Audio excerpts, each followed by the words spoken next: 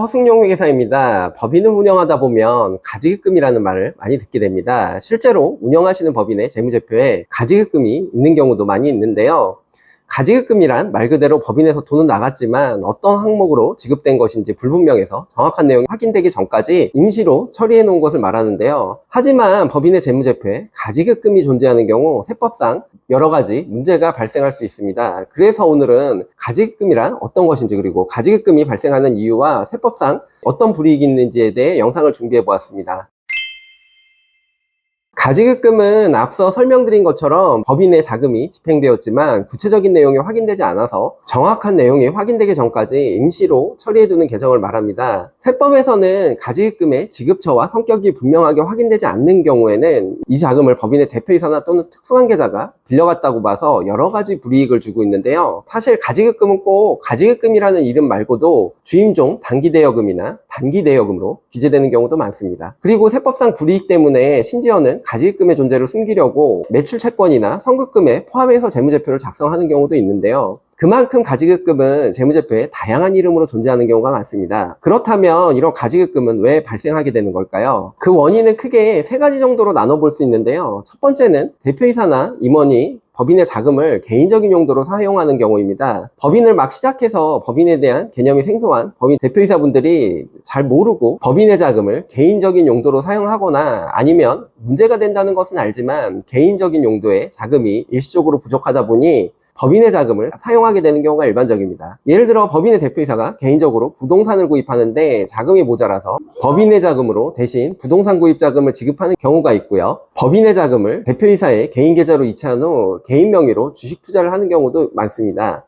또 대표이사가 개인적인 용도로 물건을 구입하거나 개인적인 세금이나 공과금을 법인 계좌에서 이체를 하는 경우도 가지급금이 발생하게 됩니다. 지금 설명드린 유형의 경우 가지급금은 사실상 법인이 대표이사에게 빌려준 대여금이라고 볼 수 있습니다. 가지급금이 발생하는 두 번째 유형은 리베이트나 신고되지 않은 인건비 지급입니다. 업종의 특성상 수주나 사업의 운영을 위해 불법적인 요인이 있음에도 불구하고 리베이트를 지급하는 경우가 있는데요. 이 경우 법인에서 리베이트를 지급했지만 적법하게 세금계산서나 현금영수증과 같은 적격증빙을 받을 수 없다 보니 가지급금이 발생하게 됩니다. 사업 수주를 위해 리베이트를 계속 지급할 수밖에 없다 보니 몇 년만 지나도 이로 인해 쌓이게 되는 가지급금의 규모가 큰 경우가 많습니다. 그리고 불법 체류 외국인 근로자나 신용문제 등으로 인해 소득 지급에 대해 세금 신고를 하지 않고 인건비를 지급하게 되는 경우도 가지급금이 발생하는 원인이 되는데요. 일회성으로 이러한 유형의 인건비를 지급하는 경우에는 금액도 크지 않고 정리도 어렵지 않지만 계속적, 반복적으로 발생하게 되는 경우에는 리베이트의 경우와 마찬가지로 가지급금의 규모가 점차 커지게 되는 특징이 있습니다. 가지급금이 발생하는 세 번째 유형은 불분명한 회계 처리입니다. 법인의 자금이 법인의 사업 목적에 맞게 적법하게 사용되었음에도 불구하고 세부 내역 파악이 제대로 되지 않아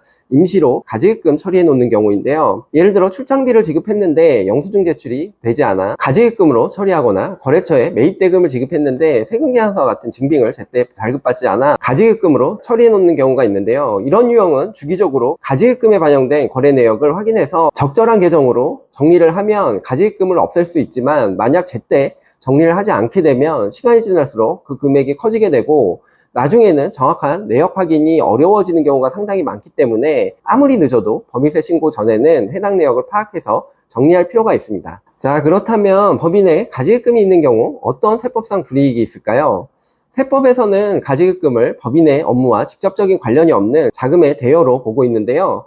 즉 세법에서는 법인이 대표이사에게 돈을 빌려준 것으로 보게 됩니다. 이러한 가지급금으로 인해 발생하게 되는 세법상 불이익은 크게 법인이 받는 불이익과 대표이사가 받는 불이익으로 구분할 수 있는데요. 먼저 법인이 받는 불이익을 살펴보면 법인의 대표이사에게 자금을 빌려준 것으로 보기 때문에 설령 대표이사가 법인에 이자를 지급하지 않더라도 법인은 세법상 이자율을 적용한 이자 금액을 계산해서 이자 수익으로 반영해야 되고 해당 이자 수익에 대해 법인세를 부담하게 됩니다. 이때 가지급금 발생 시점에 법인의 차입금이 있는 경우에는 가중평균 차입이자를 적용해서 이자를 계산할 수 있고요. 만약 차입금이 없는 경우에는 세법에서 정한 당좌대출 이자율 4.6%를 적용해서 이자 수익을 계산하게 됩니다. 가지급금의 특성상 발생이 수시로 일어나기 때문에 발생 시점에 가중평균 이자율을 일일이 계산하기 어려운 부분이 있어서 실무적으로는 당좌대출 이자율 4.6%를 사용하는 경우가 많은데요.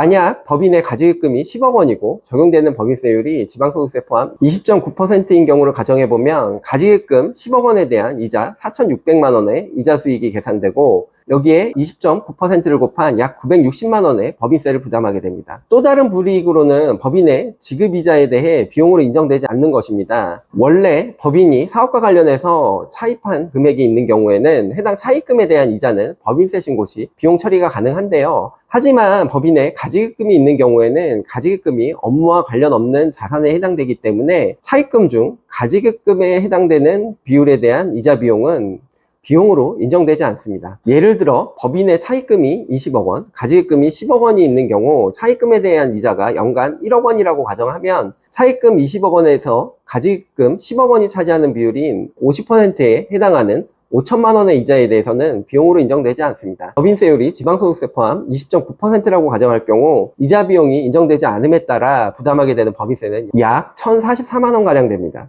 법인 입장에서는 가지급금 이자 수익에 대한 법인세를 내야 하는 것은 물론 가지급금 비율에 해당되는 차입금 이자에 대한 비용 처리도 되지 않기 때문에 불이익이 상당히 큰데요.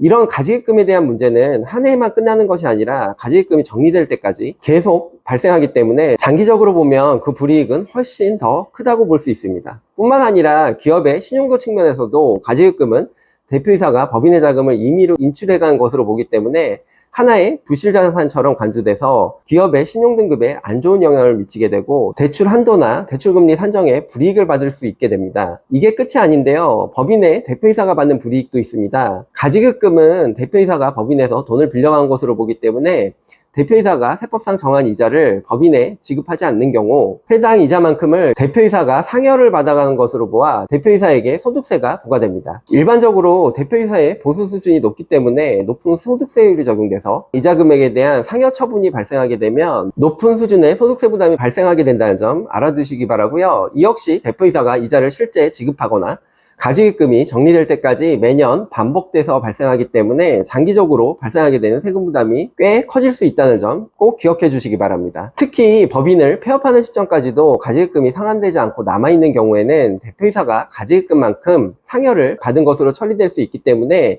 대표이사의 입장에서는 일시 거액의 근로소득이 발생하게 돼서 세금 폭탄을 맞게 될 수도 있다는 점 꼭 유의해 주시기 바랍니다. 지금까지 가지급금의 발생 원인과 가지급금으로 인해 발생할 수 있는 세법상 불이익에 대해 설명드렸는데요.